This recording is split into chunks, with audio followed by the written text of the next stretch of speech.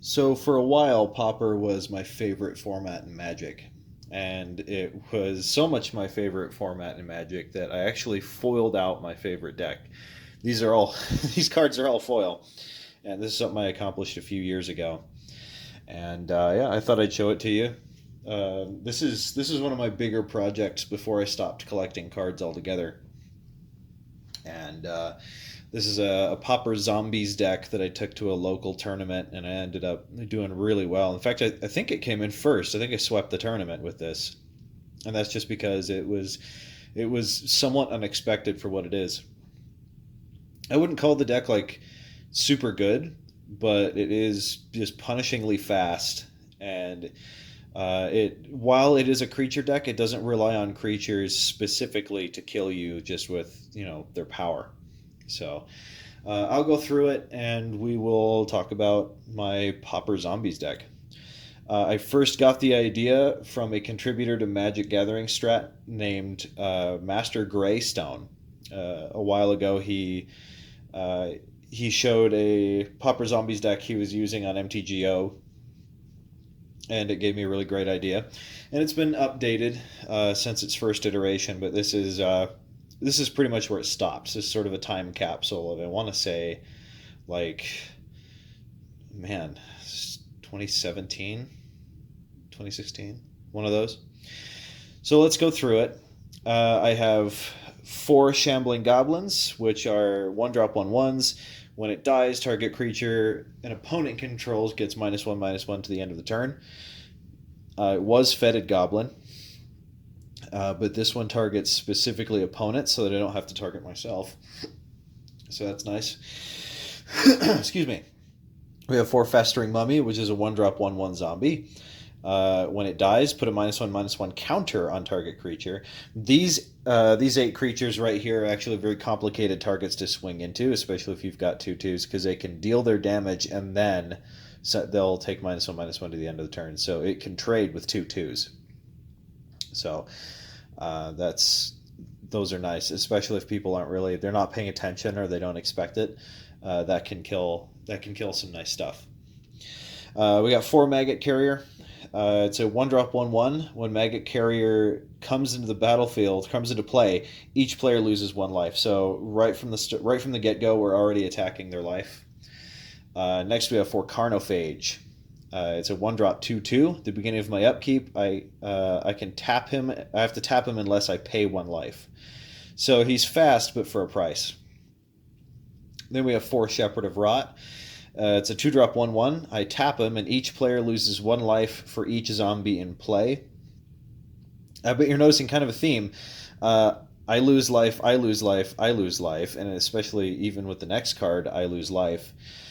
This is a deck I call Suicide Zombies, and it's because it's very fast, it's very punishing, but I take a lot of damage as a result to just how low to the ground I'm flying. Um, Wretched Anurid is a 2 drop 3/3. Whenever a creature comes into play, I lose one life.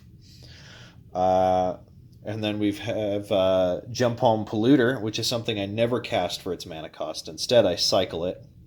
But if you wanted to do it, it's a 6 drop 4/3 zombie with no other effects. But if you cycle it for 2 black, uh, you may have target player lose one life for each zombie in play. Now, we can get a lot of zombies in play very quickly because, like, that's 4, 8, 12, 16 one drops. So we can be throwing zombies down, and we can put down a Shepherd of Rot. We could tap the Shepherd of Rot. They lose life for a bunch of zombies, and then cycle a Gem Palm Polluter. And during this time, if I'm playing stuff like Maggot Carriers, like it can be pretty brutal. The last creature in the deck is I'm running two Gurmag Angler, which is a 7 drop 5/5, but it has Delve, which means if there are cards in my graveyard, I can remove one from my graveyard. I can exile. I'll just read it. Each card I exile from my graveyard while casting the spell pays for one colorless.